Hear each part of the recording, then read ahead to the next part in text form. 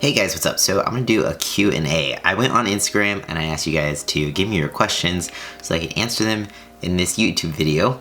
And so I'm just gonna get going on them. I'm gonna go from like first to bottom. I don't know if I'm gonna get to them all, but I'm going to try to get to as most as I can without making this video like 30 minutes long. So question number 1, will you get your arm tatted to hide the scar? That depends on the day. Some days I'm like, for sure I'm gonna get it tattooed. Some days I'm just like, well, you never know, like it might heal pretty well. And it is kind of hard sometimes when I am in between jobs. Well, not in between jobs, but if I'm looking to change careers, you kind of gotta wonder, is my employer gonna care more about my scar on my arm, or are they gonna care more about the tattoo on my arm that I'm using to cover the scar? So that's kind of like my main concern right now. But maybe, it depends. Definitely, I can't tattoo it for like 2 years anyways, maybe like a year and a half. But yeah, so maybe. What do you wish you knew or did before surgery? I think I wish I knew just how much anxiety the whole process of it all was gonna be. Like, getting to the surgery was one thing, but then getting from out of the hospital to getting the catheter out and being worried about leaking or having a stricture or things like that. So like anxiety, definitely would like to have known more. So how long the vaginectomy pain was gonna last. Still have it. Sitting isn't my most favorite thing. It's getting better. I do have my good days and my bad days. And I guess also I would like to know how long you're supposed to keep your phallus elevated, because it was pretty rough to walk around. It's just really uncomfortable because you're so worried about the blood flow for so long. So it's like having to baby it for so long and having it feel like it's gonna fall off. So that was definitely a challenge, and I would have liked to maybe have known about that challenge a little bit earlier. Also, I would have liked to know like the feeling of the graft on the arm. I didn't anticipate it being so tight and stiff. So those are some things that I would have liked to know before surgery. What's the biggest change you had after starting T that no one really talks about, or what you didn't know would happen? The biggest change that I don't know that there was anything I didn't know much about. It was like the usual voice drop, facial hair. Well, kind of. I had slow facial hair growth. It's still really patchy and kind of prepubescent teenish, but it is what it is. I always say ass hair. Ass hair is a thing that you hear about, but you don't really grasp the concept of it until it happens to you. It's, you gotta upkeep it, or it gets a little strange, little gross. So yeah, the ass hair. Do you really get to choose size measurement for phalloplasty? You can kind of give like a suggestion, or you can tell them what you would like and they can say, oh, we can try for that, or this is what we can do, kind of thing. Dr. Chen uses a template. So it's kind of like generally the length they go for is about 5 inches, give and take. They can try to kind of customize it a bit by your request, but it's not really a guarantee. They can estimate your girth, but sometimes they really can't know until they get in there. And also after surgery, things can either shrink up or they can get longer. You know, gravity, standing, your phallus can lengthen, or it depends how stretchy your skin is. It could get shorter too. So that's something they don't really talk about much. So they can try to go by your request, but it's not always a promised thing. What sorts of resources, books, people, YouTubers, videos helped you with your early transition issues? Chaz Bono was the first book that I read when I was first coming to terms with my gender issues. And so he was like the #1 person that I knew about, and reading his words in a book, I was like, wow, this is me. I related to it so much, and that kind of sparked me to get into therapy and all that stuff. YouTubers starting out, I would have to say like the biggest help to me was Dade Barlow, Electric Dade. If you've never heard of him, I'm sure you have. If not, you should check his YouTube out. I don't think he makes videos as much anymore, but he was definitely a huge influence.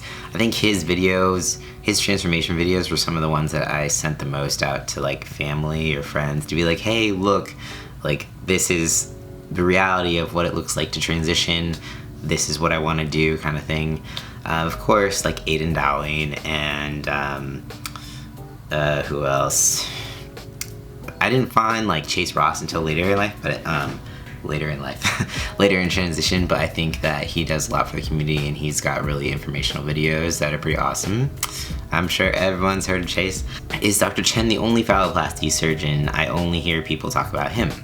No, he is not the only phalloplasty surgeon. There are quite a few, but I think Dr. Chen's kind of the best, but I'm biased. No, I'm just kidding.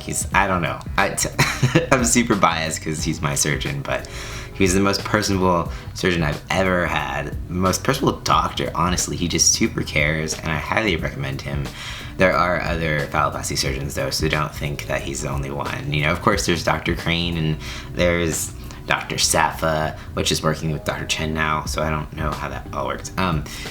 And as far as the East Coast doctors go, I have to admit I'm pretty ignorant on the East Coast doctors because like I already had Dr. Chen here conveniently located to me, so it was just kind of like, okay, we're gonna go to Dr. Chen because I've heard so many good things about him and he's close. Are there any bad side effects of or while taking tea? And do you recommend as workouts to lose, what do you recommend as workouts to lose weight, and what kind of foods to eat, and blah, blah, blah. Okay. So side effects of taking tea. There are side effects with any kind of medicine that you take. I haven't experienced any negative ones per se. I think starting out, you're going to experience a little bit more negative side effects. Maybe everyone's different because there's kind of a hormone battle going on. Like your body naturally wants to try to regulate your hormones. So when you're first starting testosterone, your body's like super confused, trying to balance things out. So you might experience some mood shifts, maybe some hot flashes. Really depends on the person. Or after your testosterone or your hormone levels are balanced out and you have like a new normal in your body, then those things kind of balance out. But that's really all that I noticed to be negative. Other than that, it's awesome. Oh, workouts and foods to lose weight. Honestly, it's not about a single workout or a single food. Your biggest gift in that whole weight loss thing is going to be consistency, and just keep at it. And that's about it. You gotta it's a commitment, basically. It's a commitment, it's a lifestyle, consistency.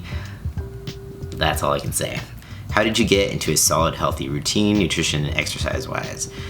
Kind of just made small changes first. I was in sports my whole life, but then after getting out of high school, I kind of had to make my own routine, and I didn't do that until like maybe 3 years after high school, and I finally was like, okay, I feel like I'm not physically active anymore. I'm not being forced to do it in sports. So it started more as like a control thing for me. It maybe wasn't like a healthy start to everything, but now it's really a way to clear my mind. It's kind of like my therapy. So I really like routine. I really, really like structure. And so I basically do the same thing every day. And something that stuck with me when I first started out with running and exercise and stuff like that is that someone said you kind of have to make exercise like you make showering. It's something that you do every day.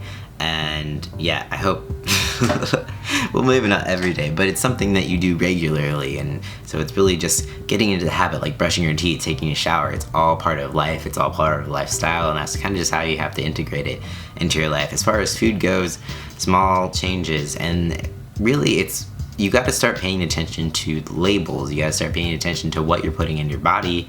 I always recommend tracking your food just to be more aware of what you are putting into your body. Maybe not tracking forever, but maybe if it's just for a week, just to know what you are eating, or just paying attention, writing it down, food logging. Because we eat so many things without even thinking that most of the time we're eating way more than we think, and or eating way less than we think. How did it feel when you first walked after surgery, having something between your legs? Now, was it a learning curve or something that came naturally after surgery? Also, how was sensation coming back, completely back, only in certain... Okay, so walking after surgery felt pretty crazy because I was like bedbound for 5 days, so I felt really weak. So I wasn't really so much concerned with what was going on down there. Well, I was, but it was I wanted to make sure it was supported, and so a lot of the struggle was actually making sure that my phallus was supported, because you're not supposed to let it hang for the first, like, well, it depends on your situation, but for the first 2 months, I did not let it hang at all. And I didn't really have to adjust much walking-wise. It was just kind of like taking small steps, because mostly the vaginectomy area was so painful that it was just small, slow steps. I walked very, very slowly for a good amount of time. But after that, it was kind of like, I mean, it is like a little bit more getting used to. I haven't run yet, so when I think about running, it's probably gonna be an adjustment for that. But every day, it's not too bad. Sensation, I am getting sensation back. That's something that I haven't discussed yet, and it's kind of exciting. It kind of just started as like a little like tingle sensation on the top of my phallus. So it started along the top side. It's kind of along the bottom now too, and I can feel it. The tingling sensation if I run my finger across it. This is really detailed. If I run my finger across, or if like clothing is hitting my phallus, I can feel that now.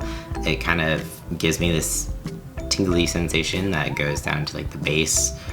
Yeah, it's hard to describe, but sensation is coming back. Did you have to stop tea for a while before or after surgery? No. Can you get erections? No, that's what the erectile devices are for. So that's stage 2 surgery, so not yet. Can you ejaculate when you have bottom surgery? Can you get erect? I already answered the erect question. Can you ejaculate? No. Well, I mean, some people can, but it's not like, it's not the male ejaculation. Never mind. How did you deal with getting misgendered when you started hormones? That was definitely hard, because you feel like it's like first week on T, and you feel like everyone should just know that you're on T. Everyone should know to call you by the right name and pronouns, and the world doesn't know. The world can't see you as you want to be seen yet, because it takes time. So it's really just patience, and you know, it's sucky, but it's one of those things that you just have to realize that with time, things are gonna change. It's not forever, and you'll start to slowly see more and more that people are going to see you how you feel on the inside. And it's really all about getting those first months of being in the middle and things like that. And it can be confusing, because when you walk into like a social situation, for someone who's socially anxious like me, it's really anxiety producing, because you don't know how you're being perceived. And all in all, it doesn't really matter, but in those first months, it is a little bit harder to kind of gauge where you're at. And it's really exciting when people get it right, and it's like this endorphin high where you're just like, yes, like they got it. And then there's the times where like I get misgendered. It just happens sometimes, even like way farther on in your transition.